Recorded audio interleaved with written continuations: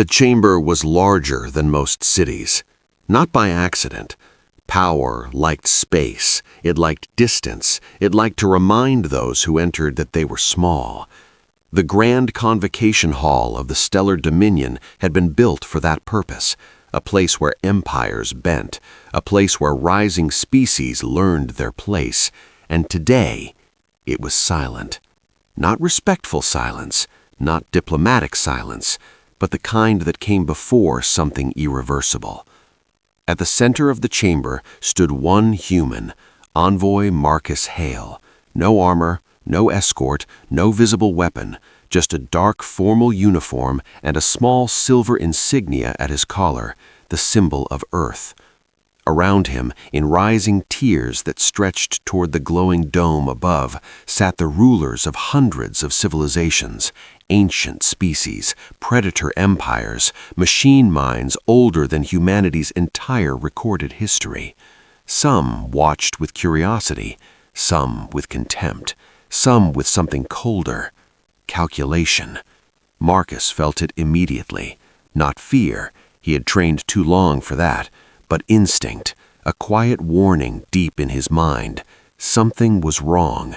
This wasn't how first contact diplomacy was supposed to feel.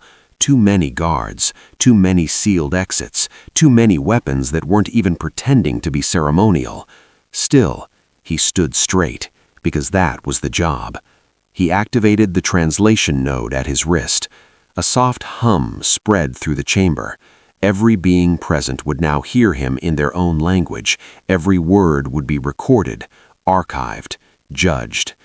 On behalf of Earth and her unified colonies, Marcus began, his voice calm, measured, unwavering. We extend greetings to the Stellar Dominion. No interruption, no reaction, just eyes, hundreds of them, watching. We come not as conquerors, but as partners. Humanity seeks exchange, knowledge, trade, and mutual security among the stars. A flicker of movement to his left. One delegate leaned to another, whispered something. A low ripple passed through a section of the chamber. Then silence again. Too fast, too controlled. Marcus continued anyway. We understand we are young by your standards. We understand trust is not given freely. A pause. He let the words breathe. We are prepared to earn it. High above him, seated on a raised obsidian platform, the Dominion's supreme arbiter watched. Tall, thin, still as a blade. His name was Arbiter Hale, and his expression never changed. Marcus shifted his gaze upward, met the arbiter's eyes. That was when he knew, not suspected, knew. This wasn't negotiation. Still, protocol demanded completion.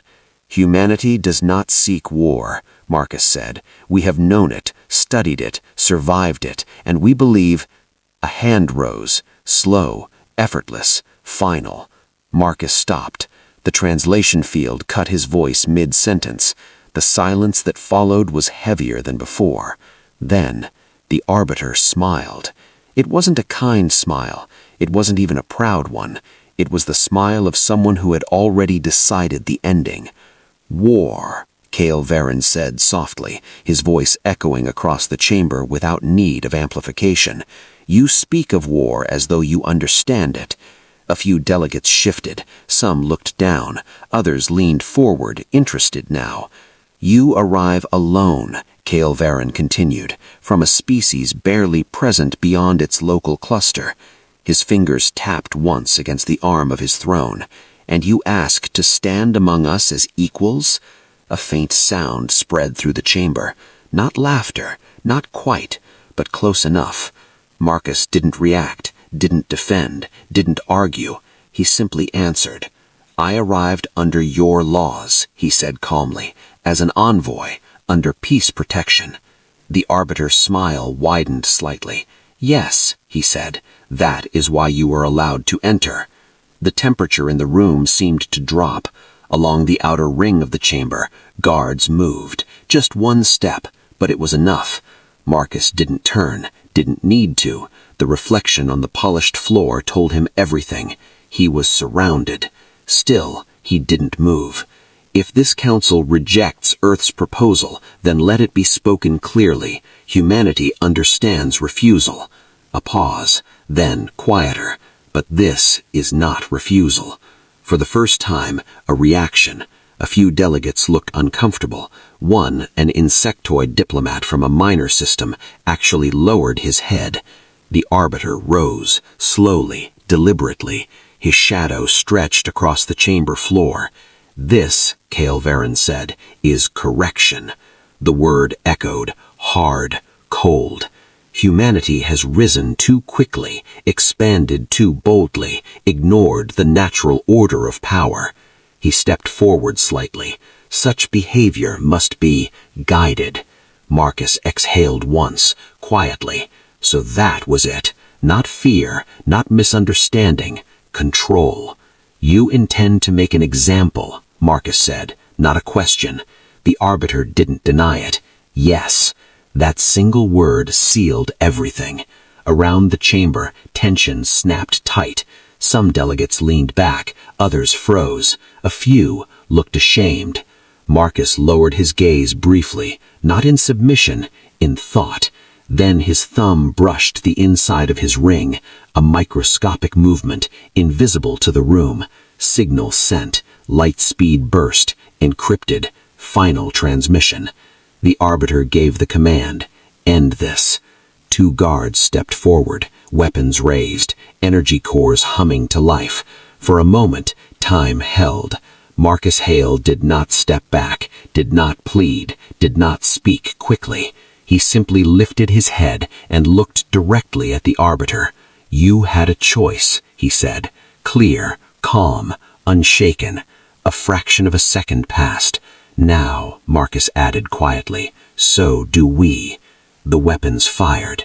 The impact was immediate, brutal, final. Marcus Hale fell where he stood. The sound echoed. Then, nothing.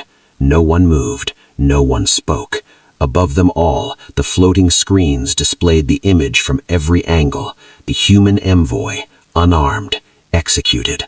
One delegate turned away.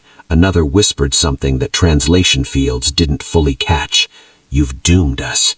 But the arbiter only looked down at the body. He was one man.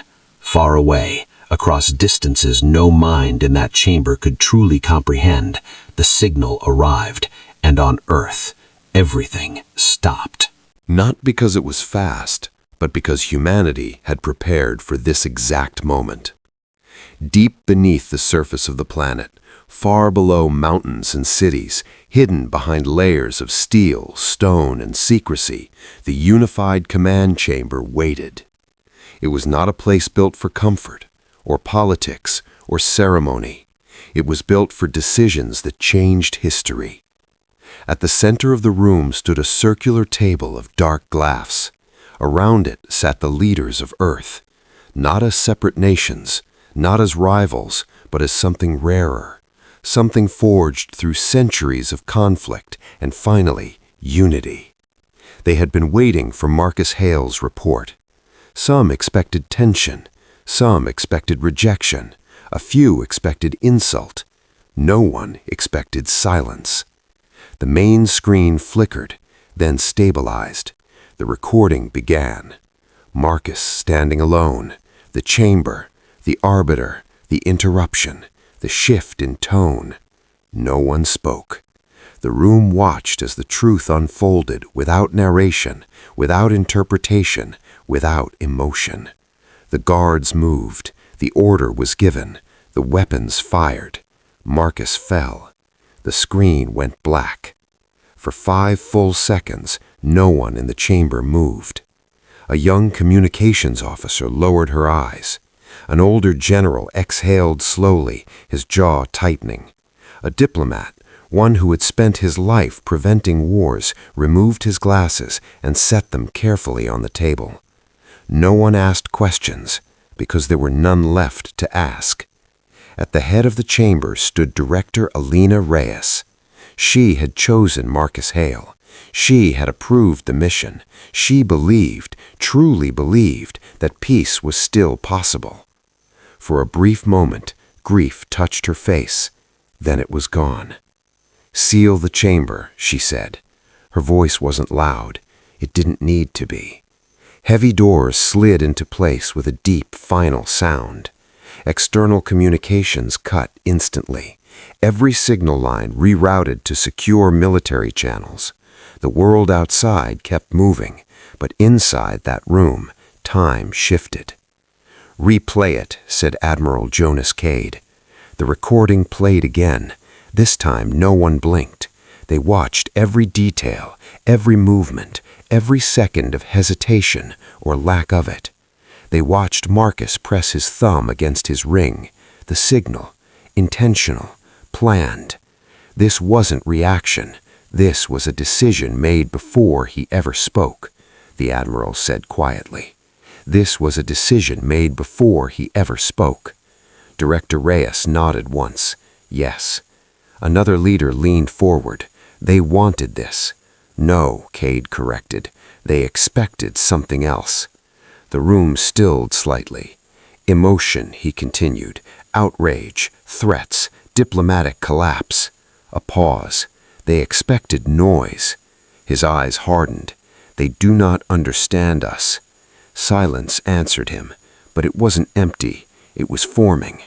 Across the planet, systems began to respond. Not with alarms, not with panic, with precision. For exactly 12 seconds, every civilian broadcast network on Earth went dark.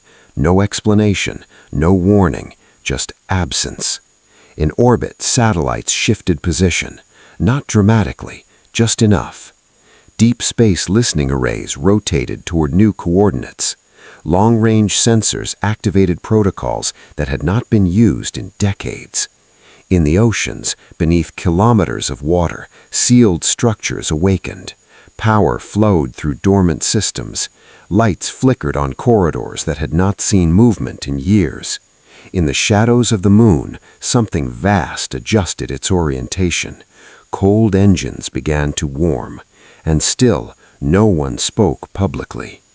Back on Earth, Marcus Hale's name began to spread, first in secure channels, then military networks, then civilian systems, not as propaganda, not as anger, as memory. The image of him standing alone, unarmed, unafraid, his final words repeated across languages, cultures, and continents. Children heard it, soldiers repeated it, workers whispered it in silence, and still no speech came from Earth's leaders, until finally Director Alina Reyes appeared on every screen across the planet. No flags behind her, no music, no ceremony, just a black uniform and steady eyes. Envoy Marcus Hale was sent in peace. Her voice was calm, controlled. He was executed under diplomatic protection. A pause. Earth listened. The galaxy listened. We have received the message. Another pause, longer this time. Then, our answer is now in motion. The screen went black. No explanation, no timeline, no warning. And across the stars, that sentence began to echo. The galaxy did not notice it at first. That was the most dangerous part. There were no grand fleet departures, no war declarations, no broadcast threats echoing across the stars. Humanity did not announce its anger. It did not display its power. It simply moved. At the far edges of human-controlled space, beyond mapped trade routes and official borders, something shifted in the dark. Listening posts, small, nearly invisible installations hidden in asteroid belts and dead systems, received a single encrypted signal. No voice, no explanation, just one command string. Verdict. Phase 1. The response was immediate. Across dozens of systems, silent stations powered down their civilian identifiers. Transponders went dark. Communication arrays switched to tight-beam military encryption. And then they vanished. Not physically, but from the galaxy's awareness. In deep orbit above an unremarkable gas giant, a cluster of debris drifted slowly in vacuum. Old metal, cold signatures, nothing worth scanning twice. Until it moved. Sections of the debris split apart with mechanical precision. Armor plating unfolded. Engines, hidden for years beneath layers of disguised structure, came alive with a low, controlled burn.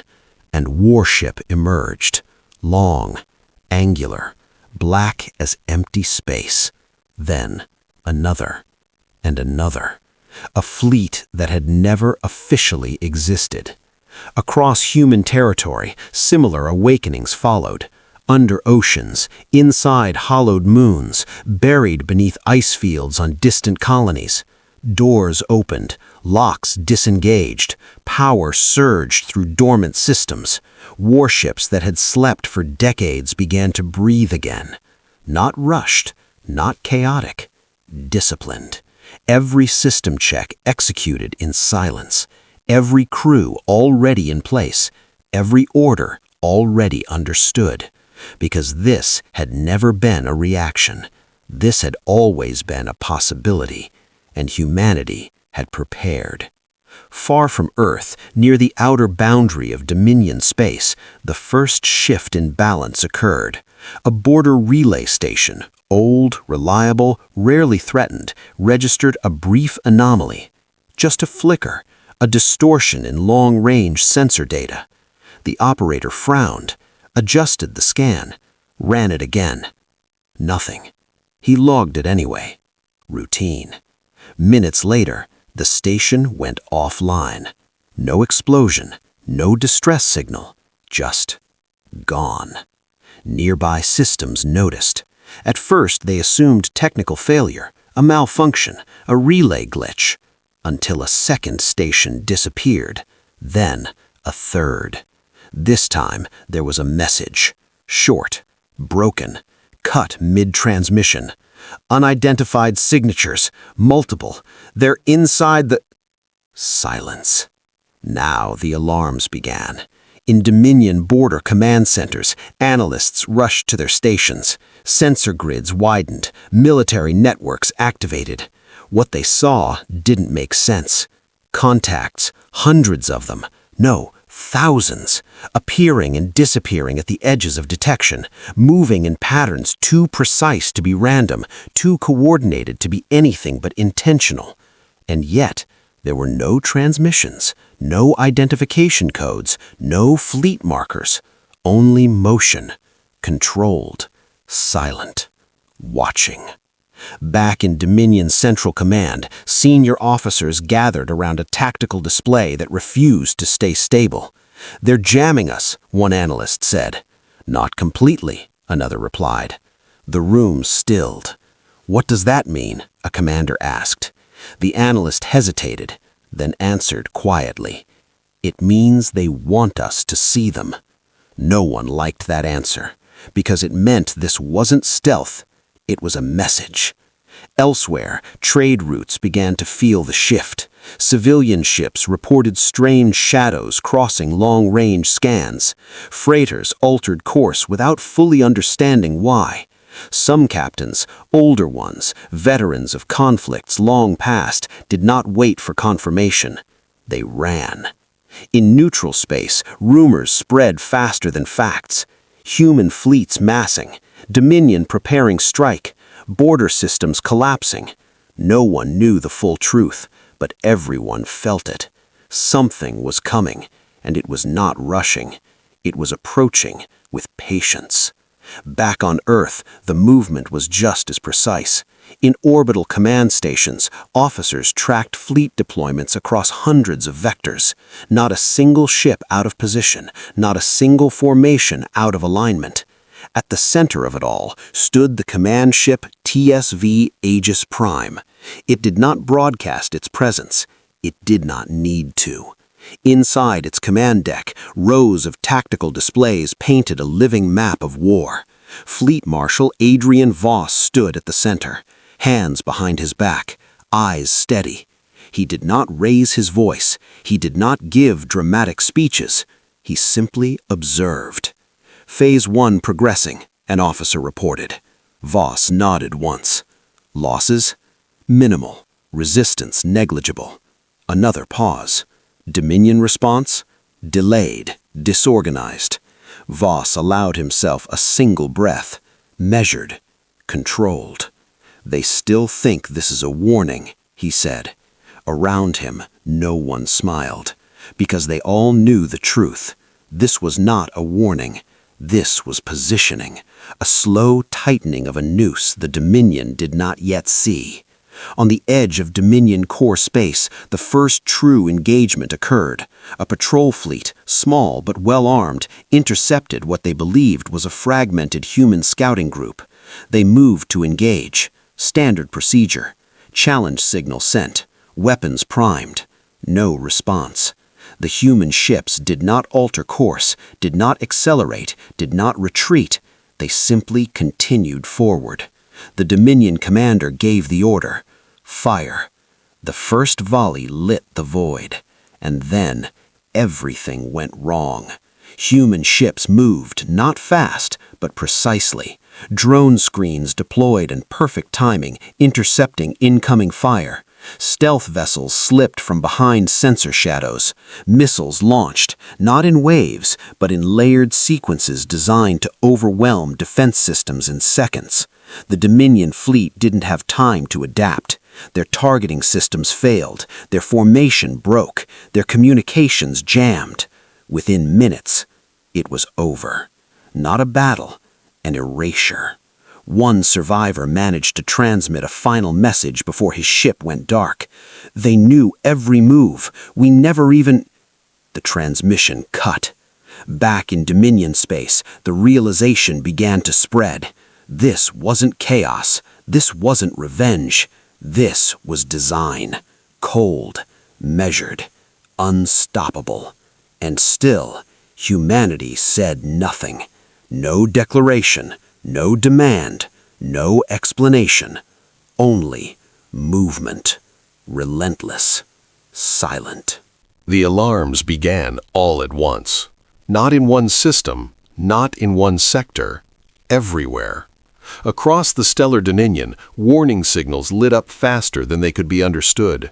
Defense grids activated, fleet channels flooded, command nodes struggled to keep up with the surge of incoming data. For the first time in centuries, the Dominion was not in control. At the capital, inside the high war chamber, chaos broke through discipline. Massive holographic displays filled the air, each one showing a different disaster.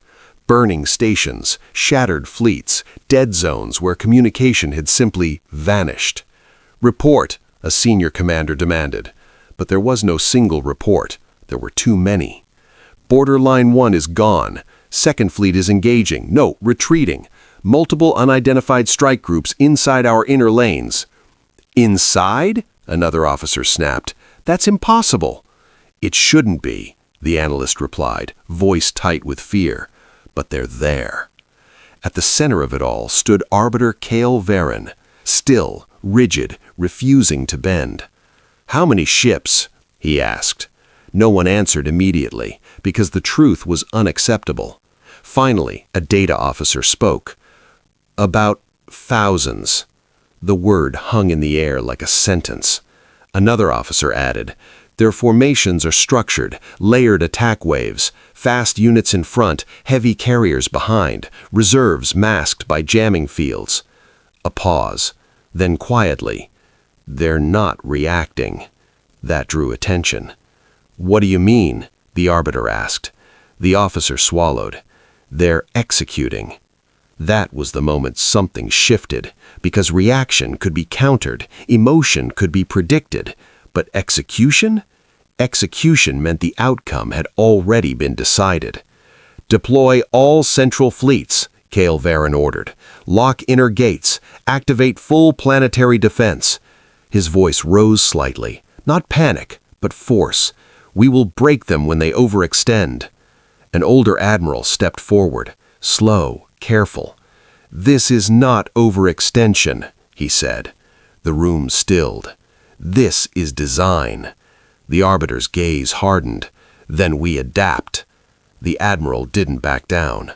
We apologize. Silence. A dangerous kind. The envoy's remains are returned, the Admiral continued.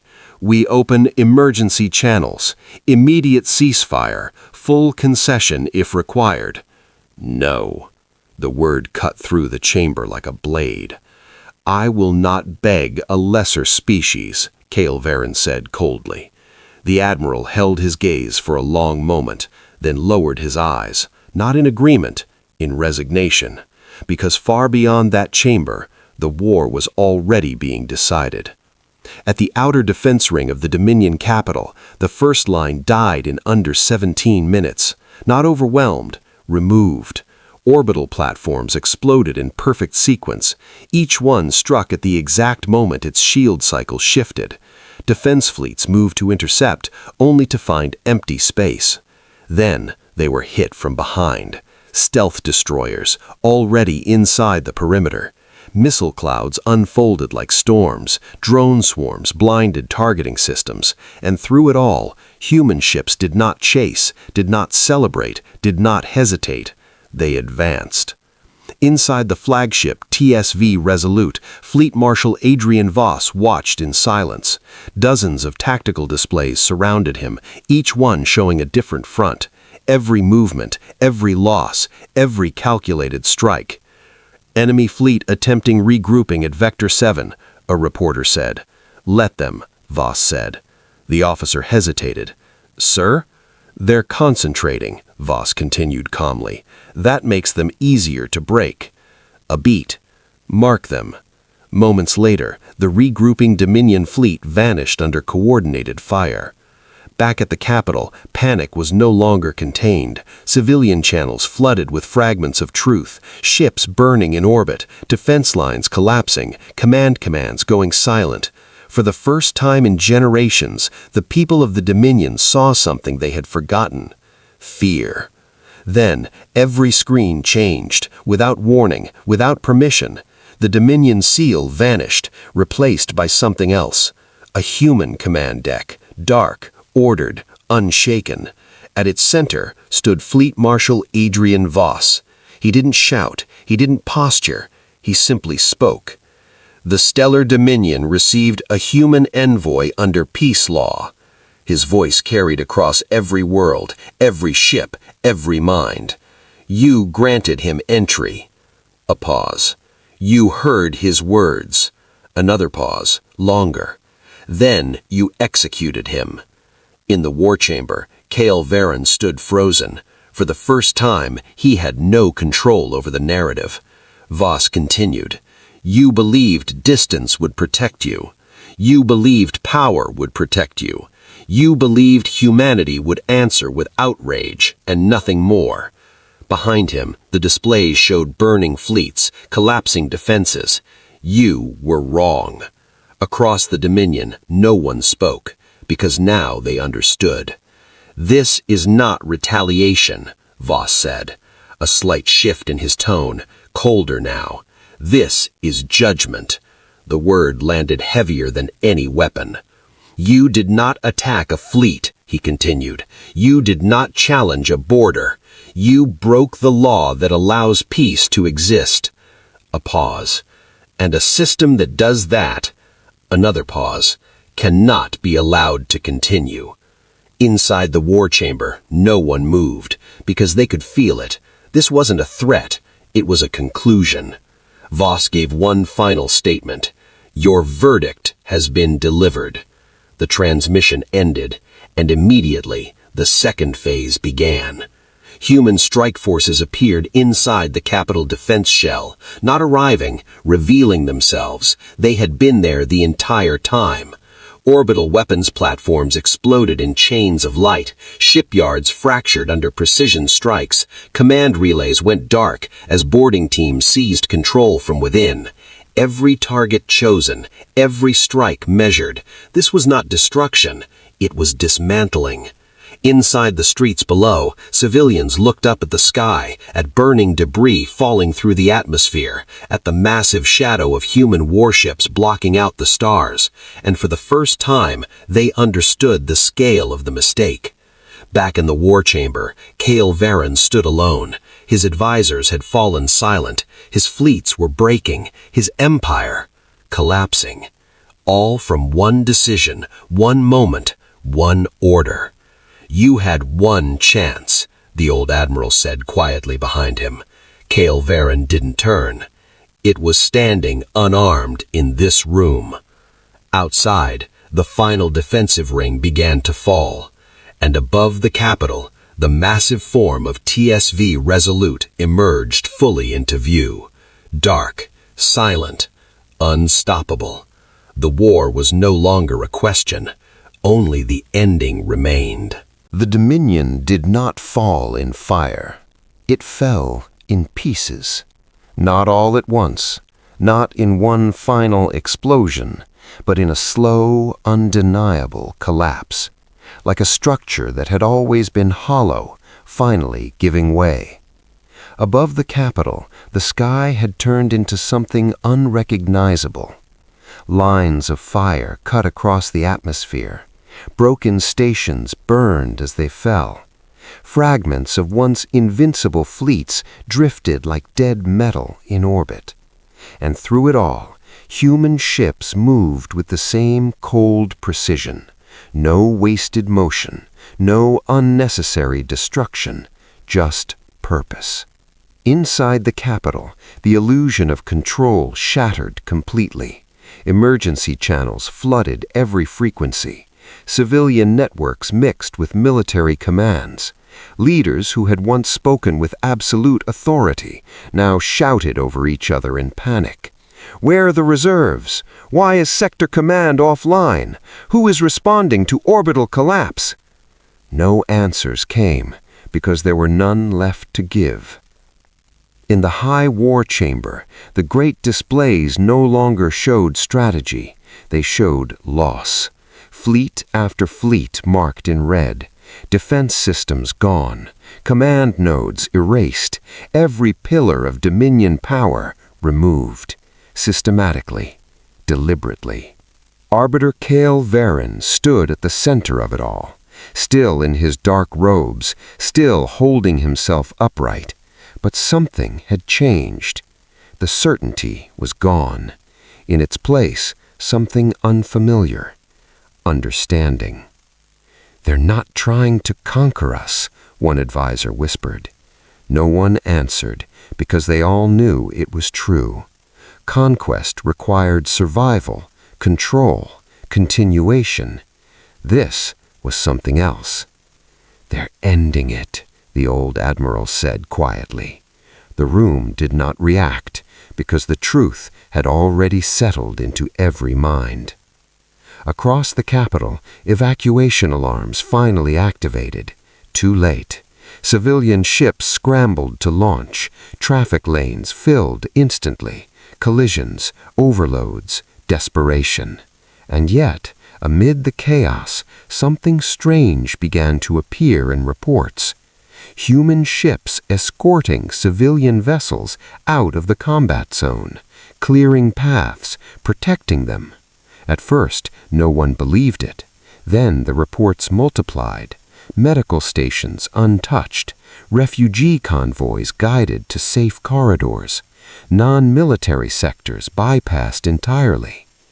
"They're choosing," an analyst said. That realization spread faster than fear, because random destruction could be explained, called madness, called rage. But this was controlled, intentional, judgment. Back in orbit, the final defense fleets attempted one last stand. What remained of the Dominion Navy gathered near the Palace District. Hundreds of ships, damaged, disorganized, but still fighting. "Open all channels," a fleet commander ordered. Signals burst outward, wideband, unencrypted. "Surrender terms requested. Ceasefire acknowledgement. We recognize unlawful action." The messages repeated, again, Again. No response came because humanity had already spoken. Moments later, the last Dominion fleet was gone, not scattered, not driven back, gone, erased under a coordinated strike that left nothing but cooling debris. Above the Capitol, the massive shadow of TSV Resolute descended lower, close enough now to block the morning light. The sky darkened. People in the streets stopped running, stopped shouting, and simply looked up, because there was nowhere left to go. Inside the palace, for the first time in his long rule, Hale stood alone. No advisors, no guards, just silence. The same silence he had created. He stared out at the burning sky, at the falling ships, at the end of everything he had believed was permanent. They were supposed to fear us, he whispered, but even he could hear how empty that sounded. Because now he understood. Humanity had not feared war. Humanity had feared becoming it. And when that line had been crossed, they had not lost control. They had removed restraint. The final transmission reached the palace, not on public channels, not broadcast, direct, private. Hale turned slowly as the screen activated. Fleet Marshal Adrian Voss appeared once more, unchanged, unshaken. "You are receiving this because you are still alive," Voss said. No anger, no satisfaction, just fact. Hale said nothing. For the first time in his life, he had no words left. "You believed this would be a lesson," Voss continued. A pause. It was. The arbiter lowered his head slightly, not in submission, in realization. "You will not be remembered for your power. You will be remembered for your choice." Outside, the last defense grid collapsed. "And now," Voss finished quietly, "you will be remembered as the moment everything changed." The transmission ended. 3 minutes later, the strike hit. Not enough to destroy the entire city, not enough to kill indiscriminately, but enough. The Palace Command Corps vanished in a column of white light.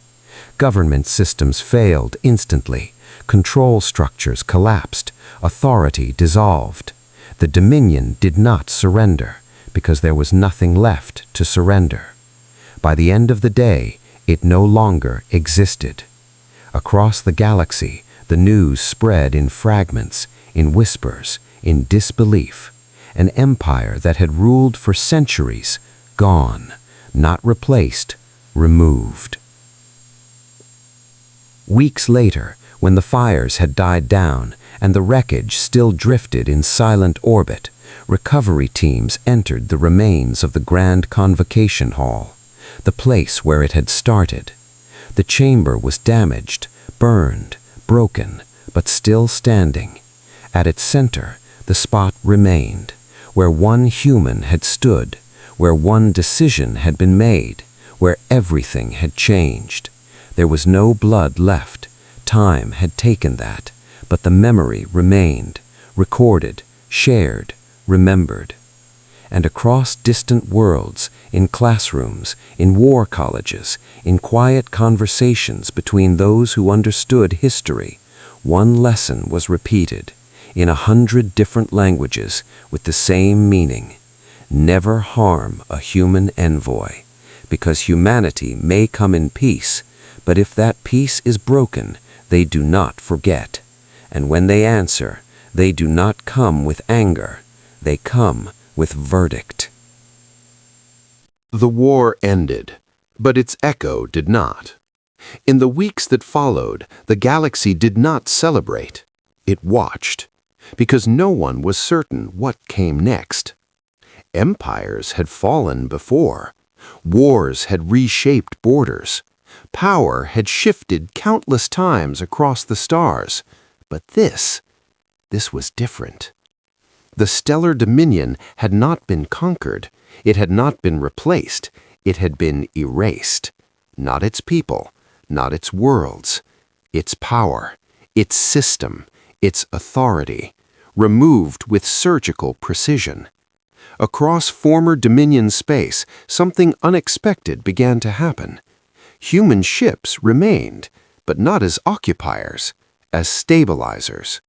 Trade routes reopened under escort. Refugee transports were guided safely across contested sectors. Food and medical shipments began arriving at worlds that had once been tightly controlled by Dominion command. No banners were raised, no territories claimed. Humanity did not take the throne, they removed it.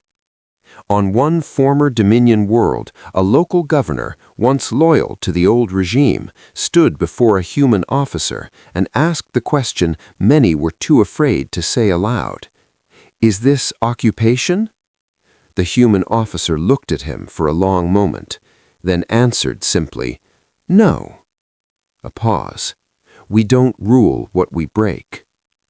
That answer spread faster than any fleet, because it was not what the galaxy expected. Power always filled a vacuum, always. But humanity stepped back. In neutral systems, emergency councils formed. Old alliances shifted overnight. Species that had once hidden behind Dominion protection now faced a universe without it. Some feared chaos, some prepared for war, but something else began to take shape, carefully, slowly, a new understanding. Weeks after the Sukkot, a message was sent, not from a warship, not from a hidden relay, from Earth, open, unencrypted, broadcast across every known channel. The image that appeared was not military, no fleets, no weapons, just a single figure standing in a quiet chamber. Director Alina Reyes, the same woman who had sealed the room when the signal arrived, the same woman who had given the order.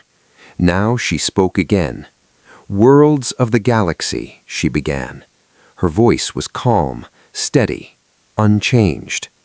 "The system known as the Stellar Dominion no longer exists." No celebration, no pride, just truth. It was not removed for its power, she continued. It was removed for its choice. Across countless worlds, beings listened in silence because they already knew which choice she meant. Peace between civilizations depends on one principle above all others, Reyes said. She paused, and when she spoke again, every word carried weight. Those who come unarmed, under law, must be protected. The memory of Marcus Hale burned in every mind. When that principle is broken, she continued, peace becomes impossible. A slight shift in her expression, not anger, not grief, something colder. And when peace becomes impossible, a pause. Humanity acts.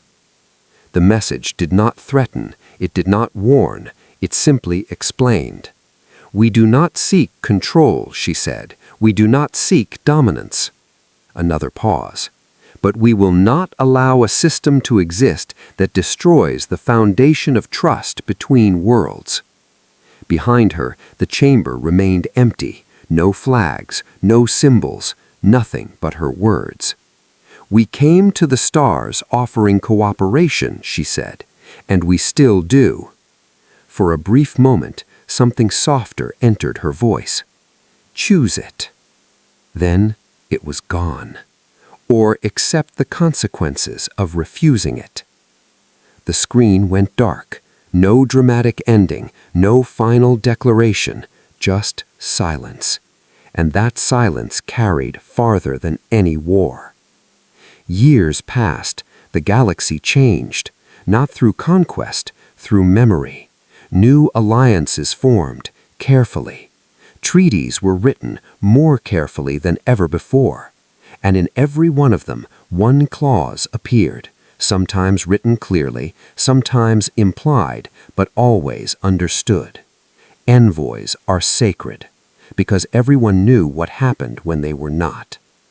On distant worlds, children learned the story, not as myth, as history. A lone human standing in a chamber of power, unarmed, unafraid, a single decision, and the fall of an empire. In war academies, commanders studied the campaign, not for its scale, but for its discipline, because it was not rage that had destroyed the dominion, it was restraint removed. And in the quiet places of the galaxy, among older civilizations who had seen the rise and fall of countless powers, a different lesson was spoken, more quietly, more carefully. Humans are not dangerous because they are violent. A pause. They are dangerous. Another pause. Because they know exactly when not to be. Far above one rebuilt world, a memorial drifted in orbit. Simple, unarmed, unprotected. A single name etched into its surface. Marcus Hale. No rank, no titles, just the man who had stood alone. Ships passing through the system slowed as they approached it, not by order, by choice, because some things did not need to be enforced, they needed to be remembered. And across the galaxy, in every language, in every culture, in every place where power met diplomacy, one final line endured, not as a threat, as truth. Humanity will always arrive in peace. A pause. But if that peace is broken, a longer pause, they do not return with anger. Silence.